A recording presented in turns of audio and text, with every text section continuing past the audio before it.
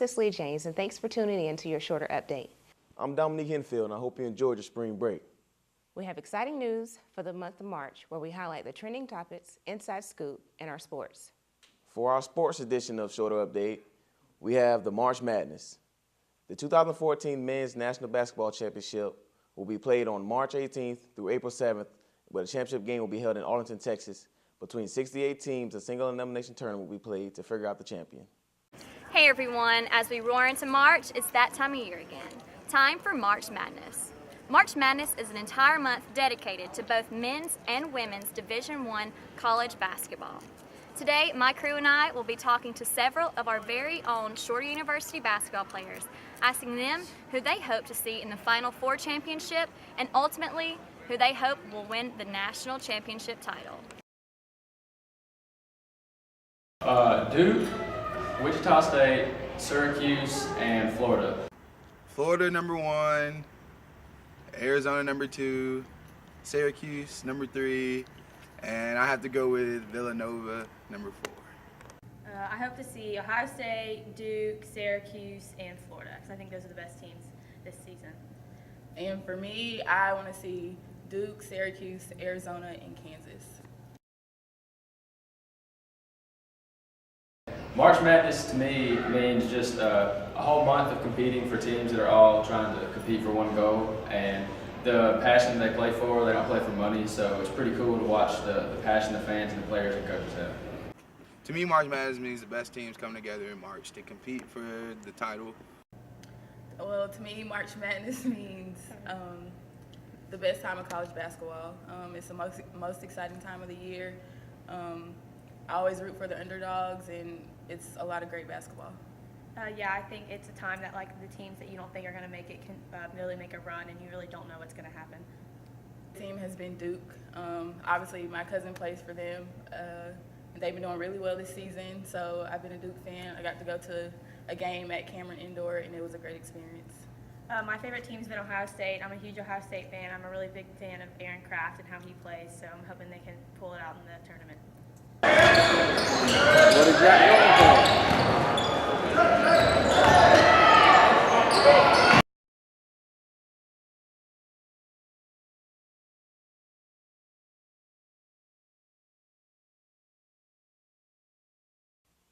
Here's our trending topic, the Miss Shorter pageant, where our sophomore and journalism major, Benji Clouda, has been crowned Miss Shorter University.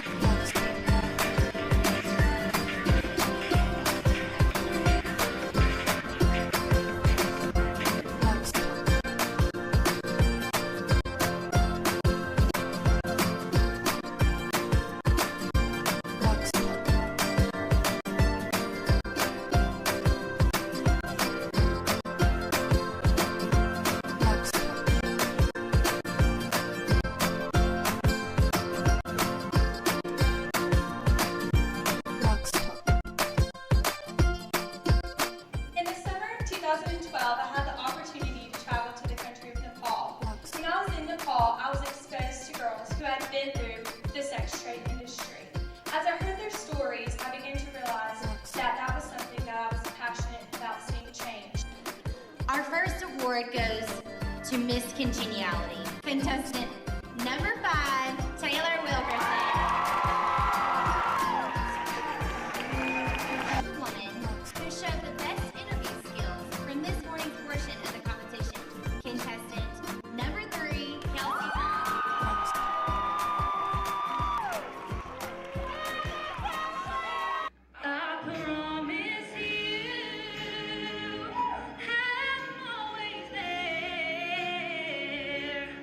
When your heart is filled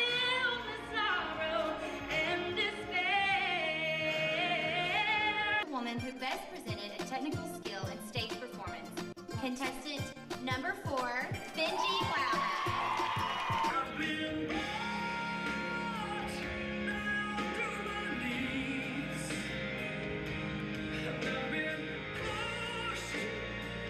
Who will go on to compete for the title of Miss Georgia is contestant number 4,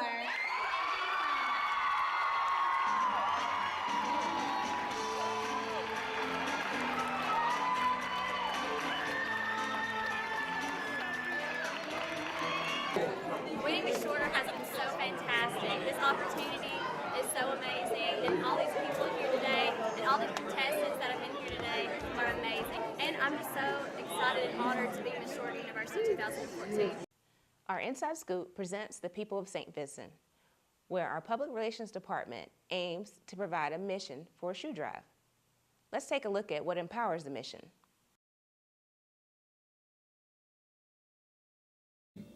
The title of our campaign is Footsteps of Faith, and we named the campaign this because it embraces the fact that we are raising shoes for the people of St. Vincent.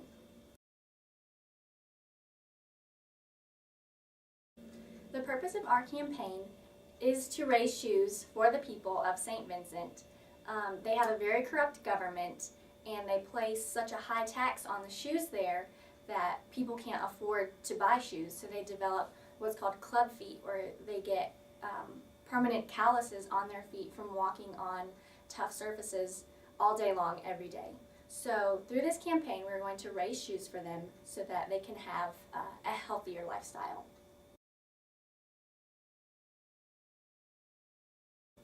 The collection for this campaign will start March 17th and will run through April 11th.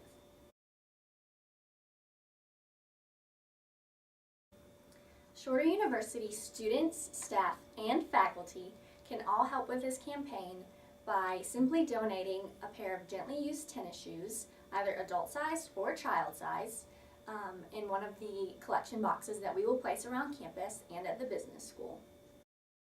Wow, the trip impacted my life in many different ways, from getting closer to my teammates, becoming closer to God, just seeing how the other people in the world live. I mean, no one knows how people in Africa, although I never even heard of St. Vincent's or Union Islands before this trip, and I've been lucky I got to see how they live, and it really shows how different it is down there compared to here, and how fortunate we are here than down there, and it was impacted in tons of ways.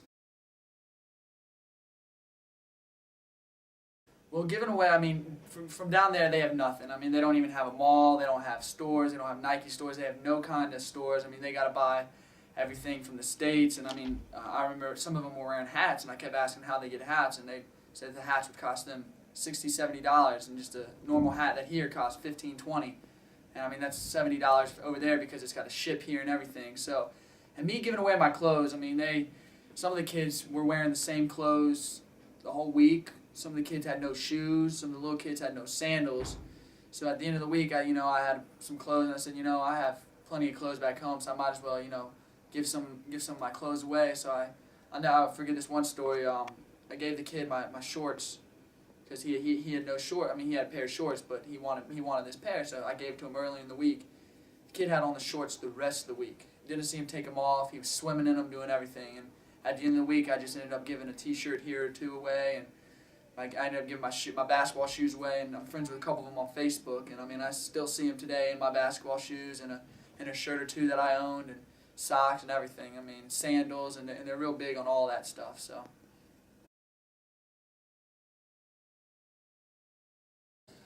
Wow, I mean, if I could donate 50 pairs of shoes, I would, because shoes mean everything to them.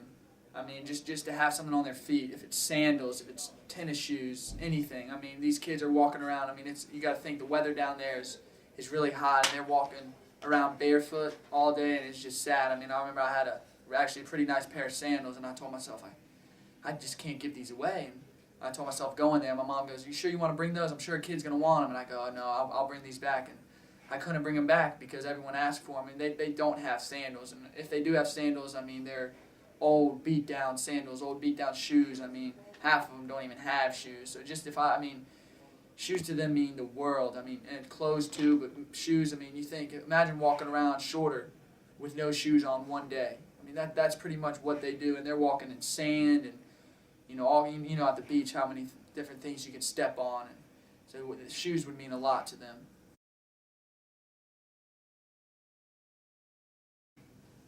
It was one of my best experiences I've had before, just to go down there and serve God and serve all the people down there and see how they live. I mean, not a lot of people get to see how other people live in life, and for me, seeing how they lived was just incredibly sad, but it also told me how fortunate I was and how fortunate you guys are too. On behalf of Cicely James, I'm Dominique Henfield. This is Shoulder Update, and stay classy, Shoulder.